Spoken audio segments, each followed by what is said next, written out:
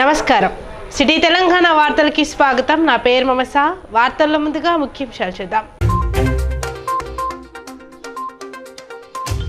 DGP కార్యాలయంలో 2023 వార్షిక నేర నివేదిక విడుదల. ఈ ఏడాది రాష్ట్రంలో 8.97% నేరాలు పెరిగాయన్న డీజీపీ రవి గుప్తా.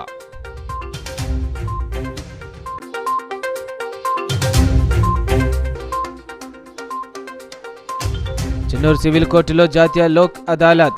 రాజీ మార్గమే రాజమార్గమన్న న్యాయమూర్తి రవి.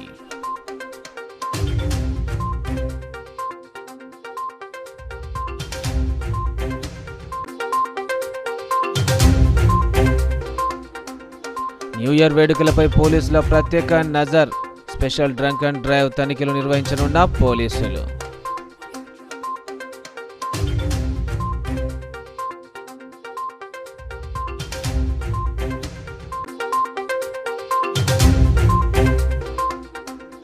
అరే అని పిలిపించినందుకు యువకుడిపై 3 వ్యక్తుల దాడి. తీవ్ర గాయాలతో ఆసుపత్రిలో చికిత్స పొందుతూ మృతి చెందిన యువకుడు.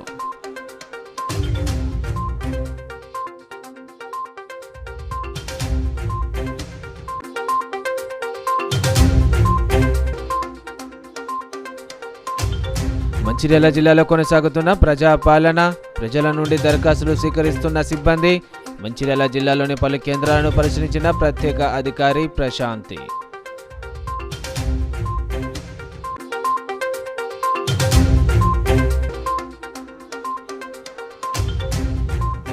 మరో అమ్మాయితో తిరుగుతున్న భర్త, భరతం పట్టిన భార్య. తాళ్లతో చేతులు కాలు కట్టేసి పోలీసులకు అప్పగింత.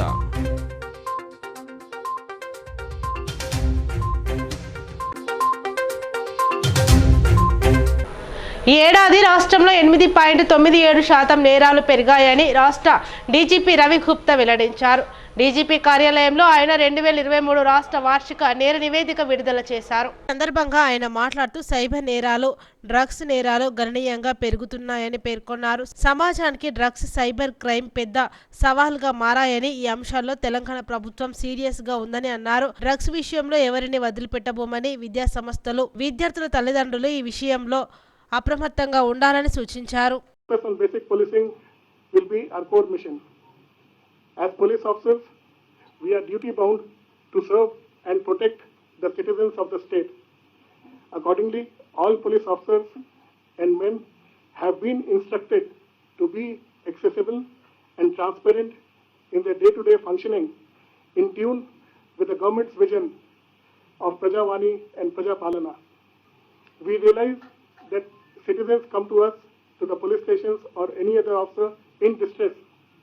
As such, Telangana Police will be emphatic and responsive to all sections of the society, especially to the vulnerable sections. We shall ensure that their issues are resolved expeditiously within the ambit of law. We are aware that the two of the biggest challenges facing the police and the society today is the menace of drugs and the increasing number of cyber crimes. The government has been very clear and very supportive. It has given necessary instructions to strengthen the 2 new wings, the Telangana State Anti-Narcotics Bureau and Cyber Security Bureau, to exclusively deal with these problems. Chennur పట్టణంలోని civil కోర్టులో జాతీయ లోక్ అదాలత్ కార్యక్రమాన్ని చేపట్టారు. ఈ లోక్ అదాలత్లో దాదాపు 330 కేసులు రాజీ అయినట్లు junior civil judge Ravi తెలిపారు. కోర్టు పరిధిలోని సుమారు 330 కేసులు రాజీ అయినట్లు జూనియర్ సివిల్ జడ్జి రవి పేర్కొన్నారు. ఇరు పక్షాలు ఏకమై సమ్మతించడంతో కేసులు పరిష్కారమయ్యాయని ఆయన తెలిపారు. రాజీ పడటమే రాజమార్గమని అన్నారు. ఇందులో భూ సమస్యలు, మద్యం తాగి వాహనాలు నడిపిన వారు, సివిల్ కేసులు, భార్యాభర్తల కేసులు ఉన్నాయని ఆయన తెలిపారు. ఈ సందర్భంగా జాతీయ లోక్ అదాలత్ కేసుల పరిష్కారానికి ప్రతి శాఖ కృషి చేయాలని సూచించారు. నిర్వహించాలని హయ్యర్ అథారిటీస్ యొక్క ఇన్స్ట్రక్షన్స్ ప్రకారం ఇవాళ మన కోర్టు లోపల, అంటే చెన్నూరు కోర్టు లోపల మెగా లోక్ అదాలత్ నడపబడుతున్నది. దీనిలో చాలా ఆనందంగా ఉంది. చాలా కేసులు అనేటివి గతమైపోయినవి. ఏదైతే కేసులు అనేటివి రాజీకి దగ్గవే కేసులు మాత్రమే ఇవి మొత్తం గతమవుతాయి.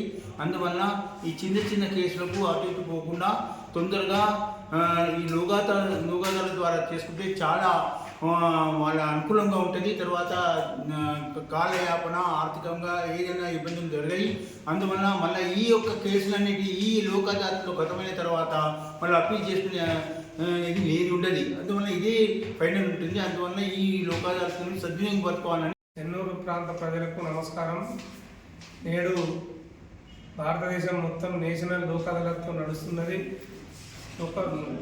లోక్ అదాలత్ అనగా ప్రతి కోర్టులో న్యాయసేవ అధికార సంస్థ ఉంటుంది. అట్లే చెన్నూరు కోర్టులో కూడా న్యాయసేవ అధికార కమిటీ సంస్థ ఉన్నది. ఆ సంస్థకు చైర్మన్ అయినటువంటి జడ్జి గారి ఆధ్వర్యంలో నేడు మెగా లోక్ అదాలత్ చెన్నూరు కోర్టులో నిర్వహించబడుతున్నది. దీంట్లో క్రిమినల్, సివిల్ పరిష్కరించదగ్గ కేసులన్నీ వెంటనే తక్షణం ఎలాంటి ఖర్చు లేకుండా, జాప్యం లేకుండా కేసులు పరిష్కరించబడుతున్నాయి. కాబట్టి ప్రజలందరూ మీపై ఉన్నటువంటి చిన్న చిన్న కేసులు ఏమి ఉన్నా కానీ పాల్గొని ఈరోజు రాజీ చేసుకొని రాజమార్గంగా న్యూ ఇయర్ వేడుకల్లో భాగంగా మంచిర్యాల కేంద్రంలో స్పెషల్ డ్రంక్ అండ్ డ్రైవ్ తనిఖీలు నిర్వహించడం జరుగుతుందని సిఐ నరేష్ తెలిపారు. ఈ సందర్భంగా ట్రాఫిక్ పోలీస్ స్టేషన్ ఆవరణంలో ఏర్పాటు చేసిన మీడియా సమావేశంలో ఆయన మాట్లాడుతూ పట్టణ ప్రజలకు న్యూ ఇయర్ శుభాకాంక్షలు తెలిపారు. యువకులు మద్యం సేవించి రోడ్డుపైకి రావద్దని హెచ్చరించారు. ప్రశాంతమైన వాతావరణంలో కుటుంబ సభ్యులతో కలిసి ఈ న్యూ ఇయర్ వేడుకలు జరుపుకోవాలని కోరారు. మంచిర్యాల కేంద్రంలోని రైల్వే ఓవర్ బ్రిడ్జిపై రహదారి పనులు జరుగుతుండటంతో వాహనదారులు సమన్వయం పాటించి పోలీసులకు సహకరించాలని కోరారు. రామగుండం సిపి మేడం రమా రాజేశ్వరి ఐపీఎస్ డిఐజీ గారి ఆదేశాల మేరకి 31st night special drive conduct చేయడం జరుగుతుంది. కావున ఎవరైనా సెలబ్రేషన్ చేసుకునే ఉద్దేశం ఉంటే ఇంట్లోనే చేసుకోవాలి. మద్యం సేవించి మాత్రం రోడ్డు మీదకి రావద్దని చెప్పేసి ట్రాఫిక్ తరఫున విన్నవించుకుంటున్నాము. నెక్స్ట్ మనకి రైల్వే బ్రిడ్జ్ వర్క్స్ జరుగుతున్నాయి. కావున ఎవరైతే హెవీ వెహికల్స్, లారీ కానీ, డీసీఎం కానీ, పెద్ద వెహికల్స్ ఎవరైతే ఉన్నారో వారు ఈ రైల్వే బ్రిడ్జిని అవాయిడ్ చేసి ఈ కొత్తగా పడ్డ నేషనల్ హైవే ద్వారా వెళ్ళగలరని విన్నవించుకుంటున్నాము. థర్డ్ పాయింట్, ఇప్పుడు లేటెస్ట్గా కొత్త గవర్నమెంట్ అన్ని ఛానల్స్ పైన డిస్కౌంట్ ప్రకటించింది. ప్రతి ఒక్కరూ ఎవరి వెహికల్స్ పైన అయితే పెండింగ్ ఛార్జెస్ ఉన్నాయో అవి ఈ టైంలో డిస్కౌంట్ ఉంది కాబట్టి వాటిని వినియోగించుకొని ఆ పెండింగ్ ఛార్జెస్ అన్ని క్లియర్ చేసుకోవాల్సిందిగా ట్రాఫిక్ పోలీస్ తరఫున విన్నవించుకుంటున్నాము. న్యూ ఇయర్ సందర్భంగా 31st నైట్ స్పెషల్ టీం ద్వారా డ్రంక్ అండ్ డ్రైవ్ చేయడం జరుగుతుంది. కాబట్టి ఎవరు మద్యం సేవించి వాహనాలు బయటికి తీయరాదని మనవి. చెన్నూరు మండలంలోని ఎర్రగుంటపల్లి గ్రామంలో యువకుడిపై ముగ్గురు దాడి చేశారు. అరే అని పిలిచినందుకు గ్రామానికి చెందిన ఆకుదారి సంపత్ను ముగ్గురు యువకులు చితకబాదిన ఘటనలో సంపత్ ఆసుపత్రిలో చికిత్స పొందుతూ మృతి చెందాడు. మంచిర్యాల జిల్లా చెన్నూరు మండలం ఎర్రగుంటపల్లి గ్రామంలో 2 రోజుల క్రితం ఆకుదారి సంపత్ అనే యువకుడు ఒక కిరాణా షాప్ సమీపంలో అదే గ్రామానికి చెందిన అరుణ్, పంది మహేష్ మరియు ఎరవేణి సతీష్ యాదవ్లను అరే అని పిలవగా ఆగ్రహానికి లోనైన ముగ్గురు యువకులు సంపత్పై పిడిగుద్దులతో దాడి చేశారు. దాడిలో సంపత్ తీవ్ర అస్వస్థతకు గురై చెన్నూరు ప్రభుత్వ ఆసుపత్రిలో చికిత్స పొందాడు. మెరుగైన వైద్యం కోసం జిల్లా కేంద్రంలోని మెడిలైఫ్ ఆసుపత్రిలో చికిత్స పొందుతూ మృతి చెందాడు. మృతుని తండ్రి ఫిర్యాదు మేరకు కేసు నమోదు చేసుకొని పోలీసులు దర్యాప్తు ప్రారంభించారు. మృతదేహాన్ని చెన్నూరు పట్టణంలోని ప్రభుత్వ ఆసుపత్రికి తరలించి ఏసీపీ మోహన్ సమక్షంలో వైద్యులు పోస్ట్ మార్టం నిర్వహించారు. మన ఎర్రగుంటపల్లికి సంబంధించిన ఆకుదారి పోచయ్య అనే వ్యక్తి తన కొడుకు చనిపోయినట్లు తెలుపుతూ 26/12/2023 నాడు రాత్రి 8 గంటలకు తన కొడుకు ఈ షాపుకు కోడిగుడ్ల గురించి వెళ్ళగా అక్కడ ముగ్గురు వ్యక్తులు మన అరుణ్ మరియు సతీష్ మరియు మహేష్, పంది మహేష్ అనే వ్యక్తులను చూసి మన ఇతను చనిపోయిన వ్యక్తి ఆకుదారి సంపత్ అరే అని చెప్పి వాళ్ళను పేరుపెట్టి పిలిచిన తర్వాత వాళ్ళరే మమ్మల్ని ఈ విధంగా నువ్వు అరే అని ఎందుకు పిలుస్తున్నావు అని చెప్పి ఇతన్ని ఆ పక్కకు తీసుకొని వెళ్ళి ముగ్గురు కలిసి చేతులతో కొట్టి కడుపులో శరీరంలోని వైటల్ పార్ట్స్ మీద 3 చేతులతోటి గుద్దగా ఆ రోజు మన చెన్నూరు ఆసుపత్రికి, గవర్నమెంట్ ఆసుపత్రికి తీసుకొని రాగా ఇక్కడ ట్రీట్మెంట్ తీసుకొని మళ్ళీ ఇంటికి వెళ్ళి నిన్న 29 నాడు సాయంత్రం ఆరోగ్య పరిస్థితి బాగా లేనందున మళ్ళీ గవర్నమెంట్ హాస్పిటల్కి తీసుకొని రాగా ఇక్కడ ట్రీట్మెంట్ తీసుకుంటూ ఇక్కడి హాస్పిటల్ డాక్టర్స్ మళ్ళీ మంచిర్యాలకు రెఫర్ చేసినందున రాత్రి 1 గంటకు అక్కడికి వెళ్ళి అక్కడ ట్రీట్మెంట్ తీసుకుంటూ అక్కడ నుంచి మళ్ళీ మెడిలైఫ్ హాస్పిటల్కు తీసుకొని వెళ్ళగా పూర్తిగా ఆరోగ్య పరిస్థితి విషమించి ఈరోజు పొద్దున 8 గంటలకు మన ఆకుదారి సంపత్ చనిపోవడం జరిగింది. అందు గురించి పోచయ్య తన తండ్రి చనిపోయిన అతని తండ్రి ఈరోజు కాంప్లైంట్ ఇవ్వగా మేము 302 మరియు SC/ST PO యాక్ట్లో కేసు రిజిస్టర్ చేసి పంచనామా చేసి PME కూడా కండక్ట్ చేయడం జరిగింది.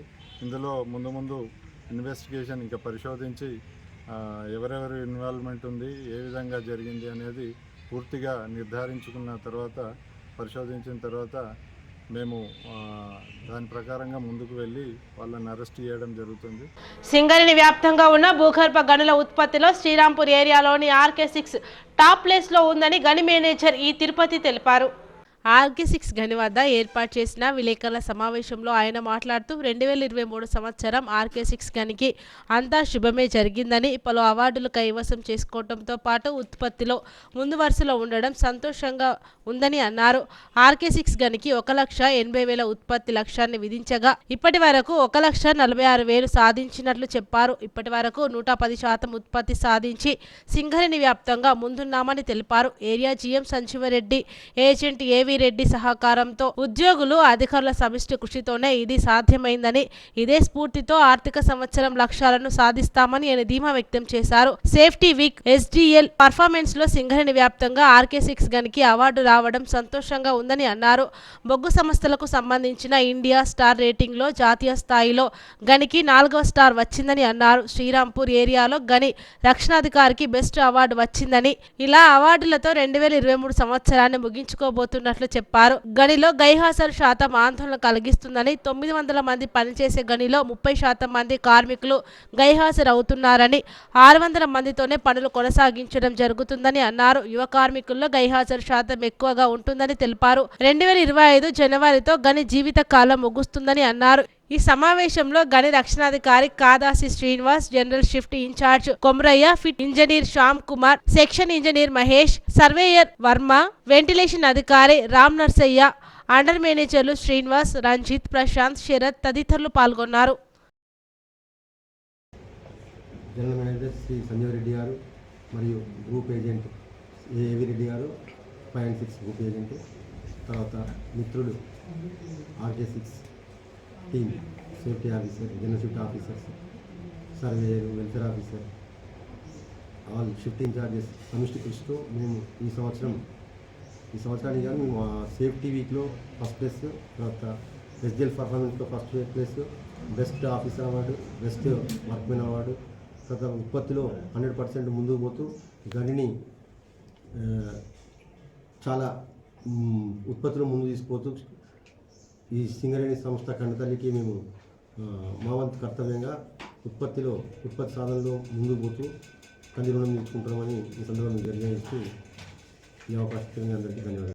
గాను మాకు సేఫ్టీ వీక్లో ఫస్ట్ ప్లేస్, SDL పర్ఫార్మెన్స్లో సింగరేణి వ్యాప్తంగా మొదటి స్థానంలో, తర్వాత మళ్ళీ ఉత్పత్తిలో కూడా ఆల్ అండర్గ్రౌండ్ మైన్స్లో మేము 110%తో ముందుకు పోతున్నాం. స్టార్ రేటింగ్లో కూడా మైన్లో 4 స్టార్ రేటింగ్ వచ్చింది నేషనల్ వైడ్గా. తర్వాత మాకు సేఫ్టీ ఆఫీసర్కి బెస్ట్ ఆఫీసర్ అవార్డు, వర్క్మెన్కి పోల్ కట్టర్ గుర్రాల రామరెడ్డి గారికి ఆయనకి కూడా బెస్ట్ వర్క్మెన్ అవార్డు వచ్చింది. ఈ RK6 మైన్కి ఇన్ని అవార్డ్స్ ఈ 2023 ఇచ్చి మాకు అన్ని తీపి గుర్తులుగా ఇచ్చినందుకు ఈ సంవత్సరానికి మేము చాలా రుణపడి ఉన్నాము. ఇదే స్ఫూర్తితో ముందుకు పోతూ, ఇదే లక్ష్యంతో ముందుకు పోతూ ఉత్పత్తి సాధనలో ముందుంటామని అందరికీ తెలియజేస్తూ ప్రభుత్వం ప్రతిష్టాత్మకంగా చేపట్టిన ప్రజాపాలన కార్యక్రమం విజయవంతం కావడానికి ఏర్పాటు చేసిన ప్రత్యేక అధికారి ప్రశాంతి మంచిర్యాల జిల్లాలో పర్యటించారు. రాష్ట్ర ప్రభుత్వం ప్రతిష్టాత్మకంగా తీసుకున్న 6 గ్యారంటీ పథకాల అమలు కోసం ఏర్పాటు చేసిన ప్రజాపాలన కార్యక్రమాలను ప్రత్యేక అధికారి ప్రశాంతి మంచిర్యాల జిల్లాలో పర్యటించారు. మంచిర్యాల జిల్లాలో పరిశీలించారు. దరఖాస్తుల స్వీకరణ కేంద్రంలో సమస్యలను అడిగి తెలుసుకున్నారు. ఆమెతో పాటు మంచిర్యాల జిల్లా అదనపు పాలనాధికారి రాహుల్ పాల్గొన్నారు. మరో అమ్మాయితో తిరుగుతున్న భరతం పట్టింది ఓ భార్య. తాళ్లతో చేతులు కాళ్ళు కట్టేసి పోలీసులకు అప్పగించింది.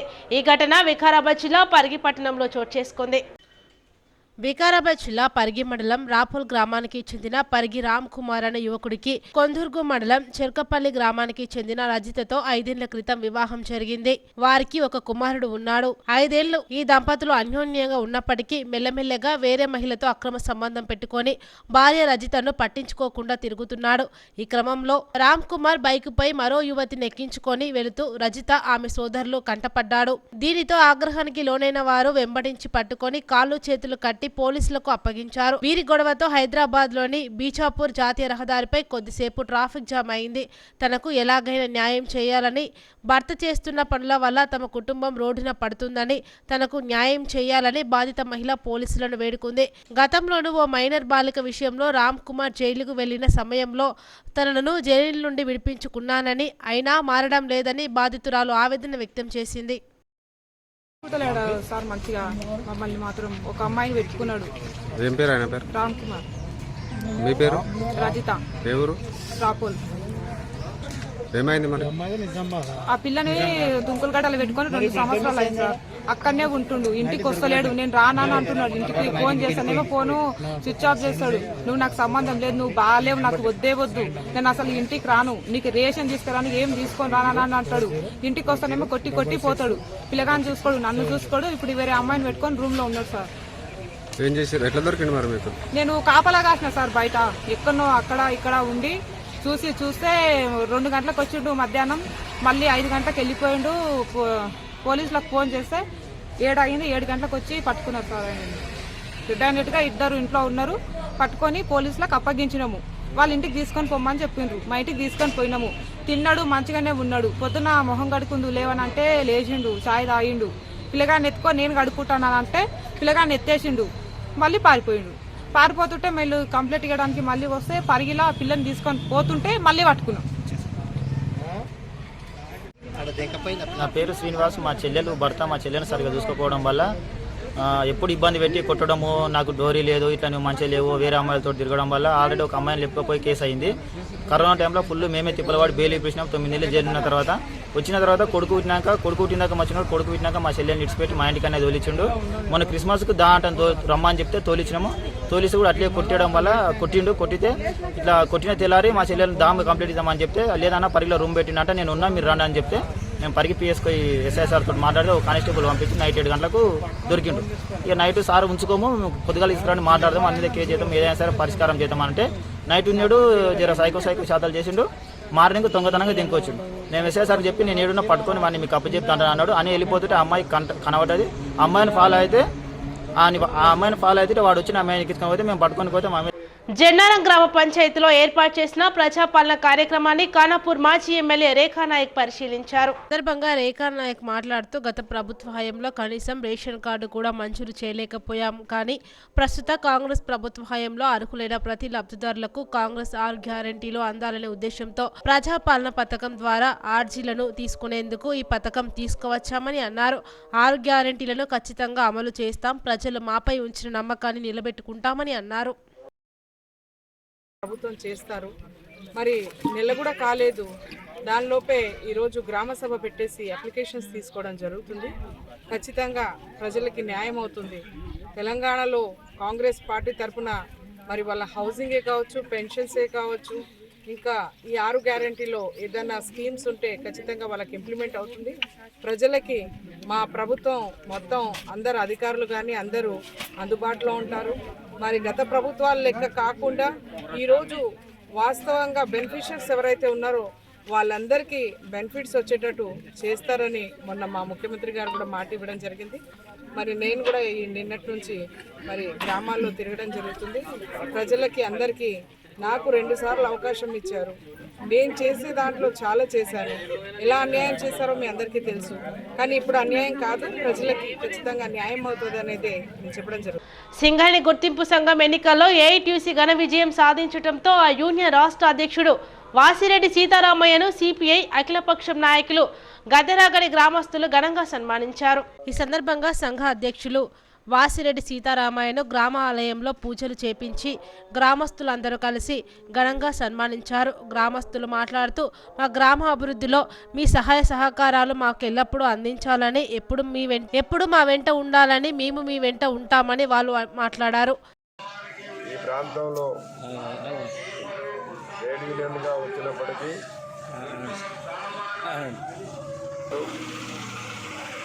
మమ్మల్ని ఆశీర్వదించి గతంలో కూడా 3 సార్లు ఇక్కడ సర్పంచ్గా కూడా గెలిపించారు.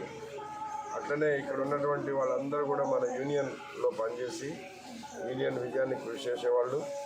ఇప్పుడు కూడా తప్పనిసరిగా ఇక్కడ ఈ ప్రాంతానికి సంబంధించినటువంటి సమస్యలపైన నేను నా ఛాయశక్తిలో కృషి చేస్తానని ఇప్పుడు సన్మానించినటువంటి పెద్దలందరికీ మరొకసారి ధన్యవాదాలు తెలియజేస్తున్నాను. సప్లై కానీ ఇలాంటి ఎన్నో మంచి కార్యక్రమాలు చేసి ఇక్కడ గద్దెరాగడి ప్రజల హృదయాలను దోచుకున్నాడు.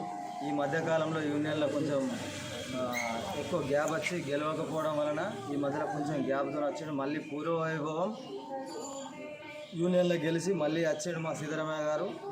ఇక ముందు ఇక్కడ సింగరేణికి సంబంధించిన ప్రైవేటు జాబులు ఏమున్నా కానీ ఇక్కడ యూత్కు వాళ్ళందరికీ ఇప్పించాలని కోరడం జరిగింది. సన్మానించుకున్న తర్వాత మాకు సానుకూలంగా చెప్పిండు. ఇక్కడ యువకులకు వాళ్ళందరికీ కొన్ని ఉపయోగాలు జాబ్ పరంగా మాకు ఉపాధి పథకాలు చేయాలని కోరుకున్నాం. దానికి కొంచెం మాకు సహకరించిండు. జైపూర్ మండలంలో ప్రజాపాలన అభయహస్తం సంక్షేమ పథకాల దరఖాస్తుల స్వీకరణ కార్యక్రమం కొనసాగుతుంది. ఈ సందర్భంగా ఎంఆర్ఓ రమేష్ మాట్లాడుతూ ఈ నెల 28 నుండి జనవరి 6 వరకు జైపూర్ మండల కేంద్రం పరిధిలోని గ్రామాల్లో అభయహస్తం 6 గ్యారంటీ సంక్షేమ పథకాల కొరకు అర్హులైన వారి నుండి దరఖాస్తులు స్వీకరిస్తున్నామని తెలిపారు. తెలంగాణ ప్రభుత్వం ప్రవేశపెట్టిన మహాలక్ష్మి, రైతు భరోసా, గృహజ్యోతి, ఇందిరమ్మ ఇండ్లు, చేయూత పథకం కోసం అర్హులైన ప్రతి ఒక్కరూ దరఖాస్తు చేసుకోవాలని ప్రకటించారు. ప్రజాపాలన కార్యక్రమంలో భాగంగా 5 పథకాల్లో ఇదివరకే లబ్ధి పొందుతున్న వారు మళ్లీ దరఖాస్తు చేసుకునే అవసరం లేదని సూచించారు. టిక్కులు పెట్టకుండా దేనికైతే మీరు అర్హులవుతారో ఆ పథకానికి మాత్రమే టిక్కులు పెట్టాలి. దానికి సంబంధించి రేషన్ కార్డు ఉంటే రేషన్ కార్డు ప్రతి జతపరచాలి. అదేవిధంగా ఆధార్ ఉంటే ఆధార్ కూడా జతపరచాలి. 2 మాత్రమే జతపరచాలి. ఇంకొకటి ఏంటంటే నూతనంగా రేషన్ కార్డు దరఖాస్తు మనం తీసుకుంటేమో నూతనంగా దరఖాస్తు ప్రభుత్వం ఎప్పుడైతే మనకు పిలిపిస్తుందో అప్పుడు మాత్రమే నూతనంగా రేషన్ కార్డ్స్ వరకు దరఖాస్తు తీసుకున్నాం. అదేవిధంగా మన కుటుంబ సభ్యులు కూడా కొంతమంది మన కుటుంబ సభ్యుల పేరు కూడా రేషన్ కార్డులో రాలేదు. అది కూడా మనకు ప్రభుత్వం ఒకసారి అవకాశం కల్పిస్తుంది. అవకాశం కల్పించినప్పుడు మాత్రమే మనం దాన్ని ఫారం ఇవ్వాల్సి ఉంటుంది, కుటుంబ సభ్యుల వివరాలు ఇవ్వాల్సి ఉంటుంది. ఇప్పుడు మనకు ఆ కుటుంబ సభ్యుల వివరాలు కానీ రేషన్ కార్డు ఇవ్వడం లేదు కాబట్టి దయచేసి ప్రజలందరూ అర్థం చేసుకోవాలని కోరుతున్నాను. కేవలం ఇప్పుడు రేషన్ కార్డు ఉన్నట్టయితే రేషన్ కార్డు ఉన్నది, ఆ కార్డు నెంబర్ రాయండి. రేషన్ కార్డు లేదు అయితే లేదు అని రాయండి. తర్వాత దానికి ప్రతి జతపరచండి, ఆధార్ కార్డు జతపరచండి, అది రాయండి. ఈ విద్యుత్కు సంబంధించి విద్యుత్ బిల్లు ఇంతకుముందు మన వాళ్ళు చెప్పారు కాబట్టి ఆ విద్యుత్ బిల్ నెంబర్ రాస్తే సరిపోతుంది. ప్రజలందరూ కూడా ఈ యొక్క అవకాశాన్ని తీసుకొని మన ప్రభుత్వం నుండి వచ్చేటువంటి సంక్షేమ పథకాలను సద్వినియోగం చేసుకొని దరఖాస్తు పూర్తి స్థాయిలో మీకు అవగాహన లేకపోతే మమ్మల్ని అడగండి, మేము చెప్తాము. ఈ రోజే కాకుండా దరఖాస్తులు మనం 6వ తారీఖు వరకు కూడా తీసుకునే అవకాశం ఉంటుంది కాబట్టి ప్రజలందరూ కూడా తొందరపడకుండా సంయమనం పాటించి ప్రతి ఒక్క సంక్షేమ పథకాలు ప్రభుత్వం నుంచి పొందాలని కోరుకుంటూ పూర్తి స్థాయిలో అప్లికేషన్ ఫారాలు ఇవ్వాలని సంయమనం పాటించాలని కోరుకుంటూ ధన్యవాదాలు చెప్తున్నాను. Thank you. వికారాబాద్ జిల్లా కోట్పల్లిలో బోటింగ్ ను అసెంబ్లీ స్పీకర్ గడ్డం ప్రసాద్ కుమార్ పునఃప్రారంభించారు. వికారాబాద్ నియోజకవర్గంలోని కోట్పల్లి ప్రాజెక్టులో బోటింగ్ను పునఃప్రారంభించారు. తెలంగాణ రాష్ట్ర శాసనసభ స్పీకర్, వికారాబాద్ శాసనసభ్యులు గడ్డం ప్రసాద్ కుమార్. ఈ సందర్భంగా ఆయన మాట్లాడుతూ రాబోయే 5 సంవత్సరాల్లో వికారాబాద్ ప్రాంతాన్ని మరింత అభివృద్ధి చేసుకుందామని అన్నారు. కోట్పల్లి ప్రాజెక్టులో బోటింగ్ ప్రారంభించడం వల్ల స్థానిక యువతకు ఎంతో మందికి నిరుద్యోగులకు ఉపాధి లభిస్తుందని, తెలంగాణ రాష్ట్రంలో పర్యాటక కేంద్రంగా వికారాబాద్ ప్రాంతాన్ని తీర్చిదిద్దుతామని తెలిపారు. ఈ బోర్డ్స్తో పాటు ఇంకా టూరిజానికి సంబంధించిన డెవలప్మెంట్ రిపోర్ట్ కూడా ఒకటి ఫిషరీస్ డిపార్ట్మెంట్ కానీ ఫారెస్ట్ డిపార్ట్మెంట్ కానీ ఇరిగేషన్ కానీ ముగ్గురికి చెప్పడం జరిగింది. తప్పకుండా దీన్ని మోడల్ కోట్పల్లి టూరిజం ప్రాజెక్టుగా తయారు చేస్తాము. అదేవిధంగా వికారాబాద్ ప్రాంతంలో పాత రంగారెడ్డి జిల్లా ప్రాంతంలో ఉన్న ప్రాజెక్టులన్నీ దీన్ని మోడల్గా తీసుకొని వాటిని కూడా ఆ విధంగా ప్రయత్నం చేస్తాం. ఎందుకంటే ప్రభుత్వంలో 2 లక్షల ఉద్యోగాలే ఉన్నాయి. చదువుకున్న పిల్లలు, ఉద్యోగాల కోసం వెయిట్ చేస్తున్న పిల్లలు 50 లక్షల నుంచి 60 లక్షల మంది దాకా ఉన్నారు. కాబట్టి స్వయం ఉపాధి కల్పన కోసము ఇట్లాంటి ప్రాజెక్టులు ముంగలికి తీసుకపోతే తప్పకుండా అన్ఎంప్లాయ్మెంట్ అధిగమించవచ్చు అనే ఉద్దేశంతో ఈరోజు ఈ కార్యక్రమాన్ని చేపట్టినాము. తప్పకుండా ఇది రాష్ట్రమంతా దీన్ని విస్తరణ చేస్తాము. ఆ విధంగా రాష్ట్ర ముఖ్యమంత్రి గారికి వినతి కూడా చేయడం జరుగుతుంది. ఈ టూరిజం డిపార్ట్మెంట్ బలోపేతం చేయాలని చెప్పేసి దాని ద్వారా స్వయం ఉపాధి కల్పన పెద్ద ఎత్తున జరుగుతుందనే ఉద్దేశం ఉన్నది. ఆ విధంగా ప్రయత్నం చేస్తామని చెప్పేసి తెలియదు. జగిత్యాల మండలంలో 31 మంది లబ్ధిదారులకు ఎమ్మెల్యే డాక్టర్ సంజయ్ కుమార్ కళ్యాణ లక్ష్మి షాదీ ముబారక్ చెక్కులను పంపిణీ చేశారు.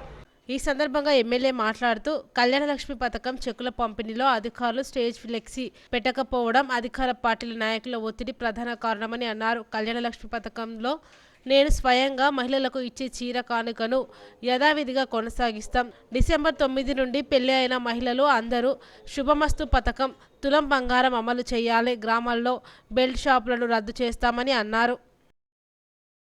అంటే నన్ను చూస్తే గుర్తుపడతాను పక్కన మరి గత ఆడు ఉంటేది లేకపోతే సంజయ్ కుమార్ అంటే తెలిసేదా.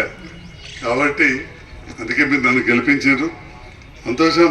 వాళ్ళ అన్నమాటలు అన్నీ బాగా చేసి ఊరూరా బెల్ట్ షాపులు బాగా మద్యం అమ్మిపిస్తున్నారని చెప్పి ప్రచారం చేశారు. మరి వచ్చి 20 రోజులు మీ ఊర్లో సీసాలు దొరుకుతలేవా? అదేందో మరి మీరు కూడా ఆలోచన చేయాలి. ఇవన్నీ చెప్పి ఇంతకుముందు చెప్పినట్టు రైతు బంధు వేస్తామని ఇలా ఇన్కమ్ వేస్తామని పెంచి ఇస్తామని చెప్పి అధికారంలోకి వచ్చారు. వాళ్ళు మాట్లాడుతుంటే ఇక్కడ వేదిక పైన వాళ్ళు ఏమున్నా ఉన్న విషయం చెప్పిన ఏందో చేయాలి. పుస్తకం ఇంత పెద్దది కొట్టించి అభయస్తామని 6 గ్యారెంటీలు అన్నారు. 6 గ్యారెంటీలలో ఒకటైతే పక్కకు పెట్టేసారు. యువ వికాసం. ఏం చదువుకున్నావు బిడ్డ మీరు?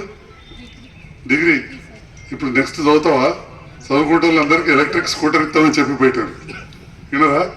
వాస్తవం. ఇది నేను చెప్పేది కాదు, ప్రచారం చేసిందే. నువ్వు డిగ్రీ చదివినా ఉద్యోగం రాకపోతే నెలకు 4,000 ఇస్తామని చెప్పారు. అప్పుడు మేము ఇయ్యలేదని చెప్పి ఓడగొట్టారు. ఇవాళ ప్రభుత్వం గెలిచినే కాదు, చెప్పిన మాట మీద నిలబడాలి. ఈ రకంగా ఈనాటి ప్రభుత్వం ఇంకా మంచిగా చేస్తే చాలా సంతోషం, స్వాగతిస్తాం. మనందరం కూడా అంతే సంతోషంగా ఎక్కువ చేసి తులం బంగారం పెట్టి 15,000 రూపాయలు రైతు బంధు ఇచ్చి ఊర్లలో ఏదైతే పదే ఎమ్మెల్సీ గారు చెప్పారు బెల్ట్ షాపులు అని, ఆ బెల్ట్ షాపులు అన్ని బంద్ చేయించి నౌకరు రాని వాళ్ళందరికీ నెలకు 4,000 ఇచ్చి ఈ రకంగా 400 పథకాలు చెప్పారు. అందులో 6 మొదలు పెట్టారు. 6 5వది నిన్న బంద్ పెట్టారు. ప్రజలకు చేరువ చేయడంతో పాటు అర్హులందరికీ సంక్షేమ పథకాలను అందజేసే లక్ష్యంతో ప్రభుత్వం ప్రతిష్టాత్మకంగా ప్రజాపాలన తీసుకువచ్చిందని మెదక్ జిల్లా కలెక్టర్ రాజర్షి షా తెలిపారు. మెదక్ జిల్లా కుల్చారం మండలం పరిధిలోని పైతర ప్రజాపాలన దరఖాస్తు స్వీకరణ కేంద్రాన్ని పరిశీలించి ఆర్జీల నుండి దరఖాస్తులను స్వీకరించారు. ప్రభుత్వం ప్రజాపాలన కార్యక్రమంతో 6 గ్యారెంటీలకు శ్రీకారం చుట్టిందని అన్నారు. దరఖాస్తుల స్వీకరణ కేంద్రానికి వచ్చిన ప్రతి దరఖాస్తును అధికారులు స్వీకరించి ప్రతి ఒక్క దరఖాస్తుకు రసీదు ఇవ్వాలని ఆదేశించారు. వచ్చే నెల 6వ తేదీ వరకు అన్ని పని దినాల్లో గ్రామ పంచాయతీ కార్యక్రమాల్లో దరఖాస్తులు తీసుకునేటట్లు తెలిపారు. ప్రజలు అధికారులకు సహకరించి తమ దరఖాస్తులు పూర్తి వివరాలతో అందజేయాలని సూచించారు. మన ప్రభుత్వం ఆదేశాల మేరకు ఇప్పుడు మన సేఫ్ కస్టడీలో పెడతాము. సో అందుకే ఇప్పుడు మనమే మీ దగ్గర వచ్చి అప్లికేషన్స్ తీసుకుంటున్నాము. మీరు ఎక్కడైనా మండల్ ఆఫీస్కి వెళ్ళి లేదు కలెక్టర్ ఆఫీస్కి వెళ్ళి ఎక్కడైనా. కొమరంభీం జిల్లా తిర్యాని మండలంలో శ్రీరామ కళ్యాణ అక్షంతలకు మహిళలు గ్రామస్తులు ఘనంగా స్వాగతం పలికారు. స్థానిక రామాలయం గణపతి ఆలయ సందర్శన అనంతరం కన్యకా పరమేశ్వరి ఆలయంలో అక్షింతలకు ప్రత్యేక పూజలు నిర్వహించారు. కొమరంభీం జిల్లా తిర్యాని మండలంలోని శ్రీరామ జన్మభూమి ట్రస్ట్ ఆధ్వర్యంలో శ్రీరామ కళ్యాణం అక్షింతలను ఘనంగా హారతులతో మహిళలు గ్రామస్తులు భక్తులు ఘనంగా స్వాగతం పలికి స్థానిక రామాలయం గణపతి ఆలయ సందర్శనం అనంతరం కన్యకా పరమేశ్వరి ఆలయంలో అక్షింతలకు ప్రత్యేక పూజ నిర్వహించారు. ఈ సందర్భంగా ఆలయ కమిటీ సభ్యులు మాట్లాడుతూ మండలంలో నుంచి అక్షింతలకు సంబంధించిన బియ్యాన్ని అమ్మవారి ఆలయంలో సమర్పించాలని, భక్తులు సమర్పించిన వాటితో రామక్షింతలను కలిపి పంపిణీ చేయడం జరుగుతుందని తెలిపారు. వార్తలు ముగించే ముందు ముఖ్యాంశాలు మరోసారి. డీజీపీ కార్యాలయంలో 2023 వార్షిక నేర నివేదిక విడుదల. ఈ ఏడాది రాష్ట్రంలో 8.97% నేరాలు పెరిగాయన్న DGP Ravi Gupta.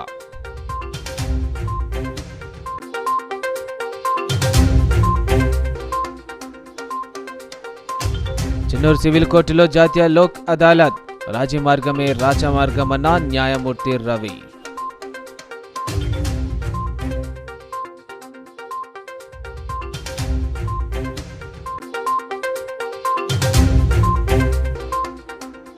New year వేడుకలపై పోలీసుల ప్రత్యేక నజర్.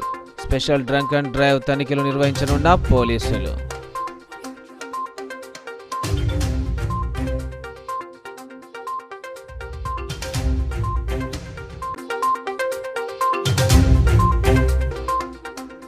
అరే అని పిలిపించినందుకు యువకుడిపై 3 వ్యక్తుల దాడి. తీవ్ర గాయాలతో ఆసుపత్రిలో చికిత్స పొందుతూ మృతి చెందిన యువకుడు.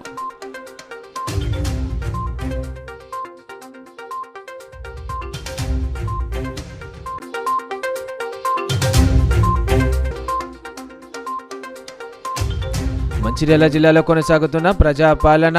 ప్రజల నుండి దరఖాస్తులు స్వీకరిస్తున్న సిబ్బంది. మంచిర్యాల జిల్లాలోని పలు కేంద్రాలను పరిశీలించిన ప్రత్యేక అధికారి ప్రశాంతి.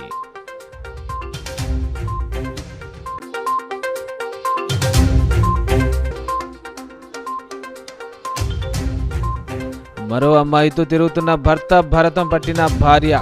తాళ్లతో చేతులు కాళ్ళు కట్టేసి పోలీసులకు అప్పగింత.